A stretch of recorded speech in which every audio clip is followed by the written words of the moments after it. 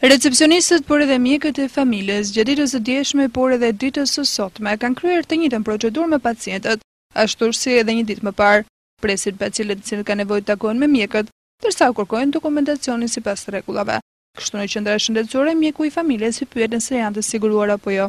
A kanë librezë shëndetësore? Në rastet kur ai mungon, i drejtohen drejt recepcionit, kurse në rastet kur ai është, kryhet vizita normale. Ndërkohë edhe në spitalin e Gjirokastës, recepcionistët vazhdojnë të kryejnë të njëjtën procedurë. Ashtu sikurse edhe më parë, duke kërkuar pacientëve librezën e shëndetit, kartën e identitetit dhe rekomandimin e mjekut të familjes, si dhe atij të specialistit.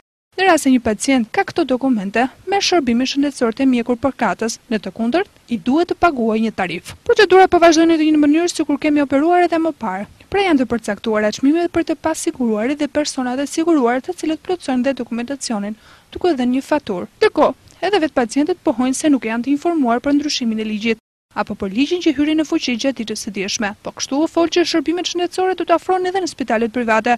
Por kjo do ndodh vetëm kur do të akreditohen dhe kur të jenë të miratuar të gjitha aktet ligjore që përcaktojnë rregullat dhe kur më të lihet një kontratë. Ndërkohë, ligji parashikon ulje 50% të sigurimeve shëndetësore për të vetë punësuarit dhe njëjtje të kontributeve dhe në spitalet private. Specialistët kanë përcaktuar paketa bazë, për të cilat do të bëhet dhe rimbursimi në privat. Pas monitorimit është parë se për një sër shërbimesh kosto në spitalet shtetërore ka dalë më lart se në privatet.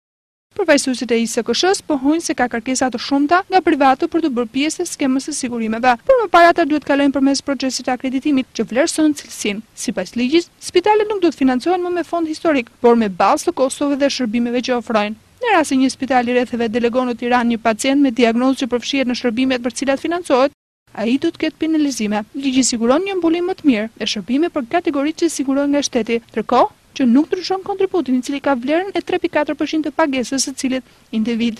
Ndërkohë personat të nevojë, fëmijët, pensionistët do të përfitojnë shërbime falas, ashtu sikur shërbimi falas do të jetë për urgjencat për gjithë personat që do të drejtohen në saj, qofshin të siguruar ose jo.